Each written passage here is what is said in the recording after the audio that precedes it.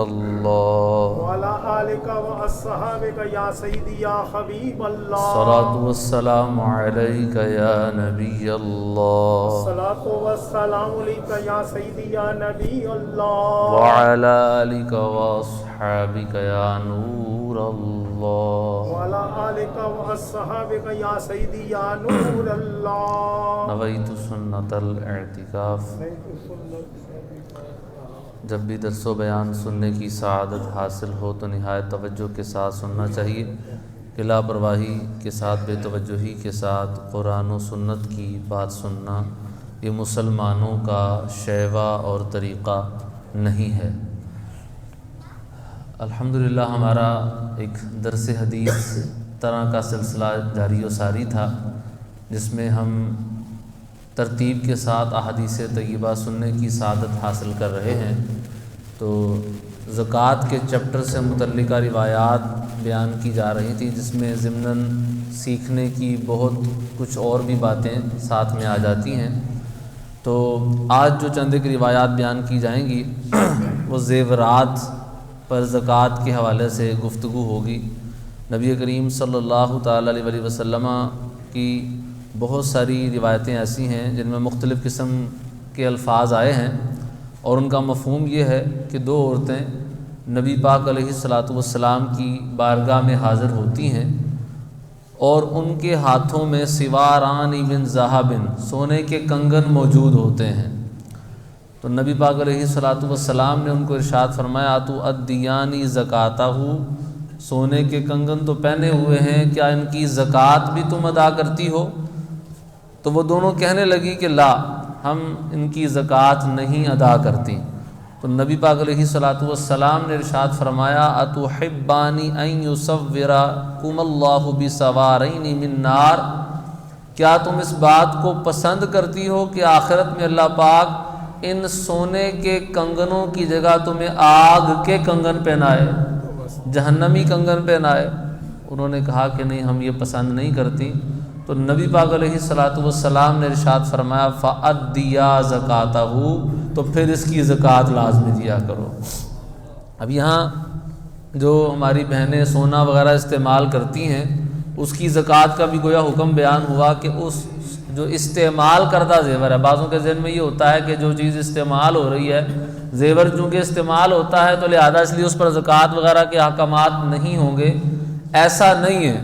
جو زیور پہنا جا رہا ہے، سونے کی صورت میں یا چاندی کی صورت میں، اس پہنے ہوئے زیور پر بھی زکوٰۃ دینی ہوگی۔ اس کی کچھ تفصیل میں نے پچھلے جمعہ یا اس سے پچھلے جمعہ بھی کچھ بیان کی تھی کہ وہ 7.5 تولہ ہونا ضروری نہیں، کم بھی ہو تو بھی زکوٰۃ کی صورت بن جایا کرتی ہے۔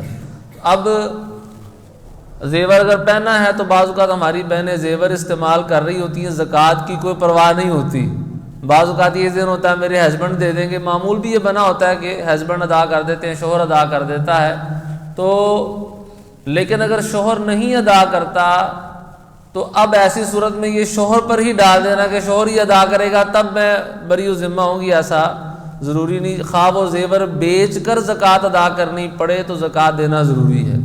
معمول یہ ہے کہ ہمارے ہاں جو شوہر ہے وہی ادا کر دیتا ہے، لیکن ایک مسئلے کی میں بات عرض کرنا چاہ رہا ہوں کہ اگر شوہر نے نہیں زکوٰۃ ادا کی یا اس نے تاخیر کر دی ہے تو خود پہننے والی ہماری بہن کو بھی خوف خدا ہونا چاہیے کہ اگر نہیں وہ ادا کر سک رہا یا نہیں وہ ادا کر پا رہا یا اس نے کسی بھی وجہ سے نہیں کی، تو اب اس کا مطلب یہ نہیں کہ یہ اس کی ڈیوٹی ہے۔ زکوٰۃ دینا یہ اسی بہن کی ہی ڈیوٹی ہے کہ جس نے وہ زیور استعمال کیا ہو۔ اب ذہن میں آتا ہے کہ ان کے پاس پیسے کہاں سے ہوتے ہیں، تو پیسوں کی شکل میں زکوٰۃ دینا تھوڑا ہی ضروری ہے، وہ تو ہمارے ہاں عرفاً پیسوں کی شکل میں زکوٰۃ دی جاتی ہے، لیکن اگر زیور اتار کر وہی زیور بیچ کر جتنے زکوٰۃ بنتی ہے وہ زکوٰۃ ادا کر دی جائے اور باقی رکھ لیا جائے تو یوں بھی زکوٰۃ ادا ہو جائے گی، علیحدہ سے پیسے ہونا ضروری نہیں ہے۔ تو بہرحال یہاں پر جو ہماری بہنیں زیورات استعمال کرتی ہیں تو ان کی زکوٰۃ کا بھی جو ہے وہ لازمی خیال رکھا جائے۔ نبی پاک علیہ الصلاۃ والسلام کی متعدد روایات ہیں، اس وقت میرے سامنے موجود ہے، مختلف عورتیں خواتین آپ کی بارگاہ میں آئیں تو آپ نے ان کو اسی طرح کے جملے ارشاد فرمائے کہ تم نے یہ جو زیور پہنا ہوا ہے اگر اس کی زکوٰۃ ادا کرتی ہو تو پھر تو یہ زیور تمہارے لیے ٹھیک ہے، لیکن اگر تم نے یہ زیور پہنا ہوا ہے اور اس کی زکوٰۃ تم ادا نہیں کرتی تو قیامت والے دن یہ آگ کے زیور میں تبدیل ہو کر تمہیں پہنا دیا جائے گا۔ تو لہذا اس لیے زکوٰۃ جو ہے نا وہ لازمی ادا کرنی چاہیے۔ جو ہماری بہنیں ہیں ان کو بھی اس کا لازمی خیال رکھنا چاہیے۔ اچھا، پہلے ہمارے ہاں یہ ایک سسٹم ہوتا تھا، جب حکومت اسلامیہ ہوتی تھی باقاعدہ خلفاء اسلام کے دور میں یا اس کے بعد، ایک ٹرم استعمال کی جاتی ہے عاملین زکوٰۃ، یعنی وہ لوگ کہ جو زکوٰۃ اکٹھی کیا کرتے تھے، ان کی باقاعدہ ڈیوٹی لگا کرتی تھی خلفاء کی طرف سے، جو بھی حاکم اسلام ہوتا تھا اس کی طرف سے۔ اور اس کا تذکرہ قرآن پاک میں بھی آیا ہے کہ وہ جو عامل ہوتے تھے وہ خود بھی زکوٰۃ کا حق رکھتے ہیں کہ ان کو بھی زکوٰۃ دے دی جائے، کیونکہ ان کی پھر ڈیوٹی ہوتی ہے کہ وہ جگہ جگہ سلطنت اسلامیہ میں جاتے تھے اور جن جن لوگوں نے زکوٰۃ دینی ہوتی تھی ان کی زکوٰۃ کی وصولی لکھ کے اس کو کھاتے میں ڈالتے تھے۔ پہلے تو گورنمنٹ سطح پر زکوٰۃ کا سلسلہ ہوتا تھا کہ اور جو زکوٰۃ نہیں دیتا تھا اس پر سخت کارروائی کی جاتی تھی کہ تمہاری زکوٰۃ بنتی ہے، تم نے زکوٰۃ کیوں نہیں ادا کی۔ تو وہ جو زکوٰۃ اکٹھی کرنے والا ہوتا تھا اس کو کہتے تھے عامل زکوٰۃ، آئین سے لفظ بنتا ہے زکوٰۃ اکٹھی کرنے والا۔ نبی پاک علیہ الصلوۃ والسلام کی بعض روایات اس کے متعلق بھی ہیں۔ اب آج کل اس کا تھوڑا بہت حصہ بعض مدارس چلانے والے جو ہیں، مساجد چلانے والے جو ہیں، یا جو وقف کے معاملات چلانے والے ہیں، ان پر بھی اس کا تھوڑا سا اطلاق ہوتا ہے کہ جو مساجد میں ہمارے ہاں کام ہوتا ہے، بعض اوقات زکوٰۃ، فطرانہ، صدقہ و خیرات، یہ پیسہ مسجد میں آتا ہے اور اسی سے مسجد کے سارے معاملات کو جو ہے وہ ڈیل کیا جاتا ہے۔ اسی طرح جو مدارس چلانے والے ہیں ان میں بھی یہی معاملہ ہوتا ہے کہ وہ زکوٰۃ، فطرانہ اور یہ صدقات و خیرات کے معاملات ہوتے ہیں۔ تو وہ جو زکوٰۃ اکٹھی کرنے والا جو ہوتا ہے اور اس کو اس کے مصرف میں خرچ کرنے والا ہوتا ہے، یہ تھوڑا بہت معاملہ اس پر بھی اپلائی ہوتا ہے کہ نبی پاک علیہ الصلوۃ والسلام نے اس بندے کو کیا کیا ہدایات عطا فرمائی ہیں۔ نبی پاک علیہ الصلوۃ والسلام ارشاد فرماتے ہیں کہ العامل علی الصدقۃ بالحق لوجہ اللہ تعالی کالغازی فی سبیل اللہ عز وجل حتی یرجع الی اہلہ۔ فرمایا جو حق کے ساتھ زکوٰۃ اکٹھی کرنے والا ہے نا اللہ کی رضا کے لیے، تاکہ لوگوں کی زکوٰۃ اکٹھی کر کے اس کے مصرف تک پہنچائے، تو وہ ایسا ہے جیسا کہ اللہ کے راستے میں جہاد کرنے والا۔ تو آج کل بھی یہ تو بہت بڑا جہاد ہے، خصوصاً جو لوگ مدارس کے لیے یا مساجد کے لیے زکوٰۃ وغیرہ اکٹھی کرتے ہیں، بعض اوقات باتیں بھی سننی پڑتی ہیں، مولوی پیسے اکٹھے کرتے رہتے ہیں، حالانکہ وہ بیچارہ اپنے لیے تھوڑی کر رہا ہے، وہ تو دین کی خدمت کے لیے کر رہا ہے۔ اس نے مسجد چلانی ہے، مسجد کا نظام چلانا ہے یا مدرسے کا سسٹم چلانا ہے، اس کے لیے وہ پیسہ اکٹھا کر رہا ہے، وہ اپنی ذات کے لیے تو اکٹھا نہیں کر رہا۔ تو فرمایا کہ وہ جو اکٹھا کرنے والا ہے وہ گویا کہ ایسا ہے جیسا کہ اللہ کے راستے میں جہاد کرنے والا، حتی یرجع الی اہلہ، حتیٰ کہ وہ اپنے گھر تک واپس آ جائے۔ تو یعنی کہ اس کا گویا کہ اس کی فضیلت احادیث طیبہ میں بیان کی گئی، اس کی شان و عظمت کا جو ہے وہ بیان کیا گیا۔ نبی پاک علیہ الصلوۃ والسلام کا فرمان علی شان ہے۔ حضرت مسعود بن قبیصہ یہ روایت کرتے ہیں کہ نبی پاک علیہ الصلوۃ والسلام کا فرمان یہ میں نے سنا ہے کہ آقا کریم علیہ السلام نے فرمایا انہ ستفتح علیکم مشارق الارض ومغاربها۔ فرمایا ان قریب اللہ تعالیٰ تمہیں زمین کے مشرق اور مغرب کی فتح یابی عطا فرمائے گا۔ یعنی اس دور میں گفتگو فرمائی جا رہی ہے جب اس کا بھی تصور نہیں تھا، روم اور ایران کی بڑی بڑی سلطنتیں موجود تھیں، اور نبی پاک علیہ الصلوۃ والسلام اپنے صحابہ کرام علیہم رضوان کو یہ خوشخبریاں عطا فرما رہے ہیں کہ اے میرے صحابہ، ان قریب وہ زمانہ آئے گا کہ اللہ تعالیٰ تمہارے لیے مشرق اور مغرب کے دروازے کھول دے گا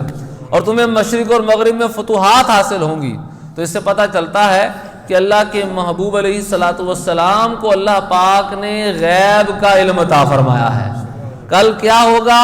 یعنی اس وقت بظاہر تو فتح والا معاملہ بھی نہیں ہے کہ اتنی بڑی بڑی سلطنتیں جو مشرق میں موجود ہیں، جو مغرب میں موجود ہیں، وہاں مسلمانوں کی حکومت ہوگی، ایسا تصور بظاہر تو اس وقت نہیں تھا، لیکن نبی پاک علیہ الصلوۃ والسلام نے اپنے صحابہ کو یہ خوشخبریاں پہلے ہی عطا فرما دی تھی، جس سے یہ ہمارا الحمدللہ مسلمانوں کا عقیدہ اور نظریہ ثابت ہوتا ہے کہ اللہ پاک نے اپنے محبوب علیہ الصلوۃ والسلام کو آنے والی باتوں کا علم عطا فرمایا ہے۔ فرمایا وَإِنَّ عُمَّالَهَا فِي النَّارِ إِلَّا مَنِ اتَّقَى اللَّهَ وَأَدَّى الْأَمَانَةَ۔ فرمایا اور وہ ان سلطنتوں میں جو عمال ہوں گے، جو زکاتیں اکٹھی کرنے والے ہوں گے، فرمایا وہ جہنمی لوگ ہیں، مگر وہ کہ جو اللہ سے ڈرے، وہ جو اللہ سے ڈرے، یعنی جہنمی وہ ہوگا جو زکوٰۃ اکٹھی کرتا ہے، کچھ اپنی جیب میں ڈالتا ہے، کچھ غلط جگہ خرچ کرتا ہے، کچھ اپنے مصرف میں استعمال کر لیتا ہے۔ فرمایا وہ جہنمی ہوگا، مگر وہ بندہ کہ جو اللہ سے ڈرتا ہے، وَأَدَّ الْأَمَانَةَ، اور جو لوگوں نے امانت اس کے سپرد کی ہے وہ جہاں ادا کرنی ہے وہاں ادا کرتا ہے۔ ہمارے ہاں بعض اوقات یہ کوشچن بھی کیا جاتا ہے، مسجد کے ممبران کی طرف سے بھی آتا ہے، مدرسے کی کمیٹی کی طرف سے بھی بعض اوقات اس طرح کے سوالات آتے ہیں کہ جی جو مسجد کے چندے کا پیسہ آیا ہے کیا ہم اسے بطور قرض اپنے لیے رکھ سکتے ہیں کہ ہم اس کو استعمال کر لیں بعد میں ادا کر دیں گے، یا اس کو استعمال کر لیں بعد میں دے دیں گے؟ اس طرح کیا کرنے کی اجازت ہے؟ ہم وہ کھا تو نہیں جائیں گے، ہم تو بعد میں دے دیں گے۔ یہ جو پیسہ ہوتا ہے یہ وقف کا پیسہ ہوتا ہے، اس کو ذرا برابر غلط نظریے سے چھونے کی اجازت نہیں ہے۔ اس کا قرضہ لینا، اس کو استعمال کرنا، خواہ آپ نے بعد میں ادا کرنا ہے،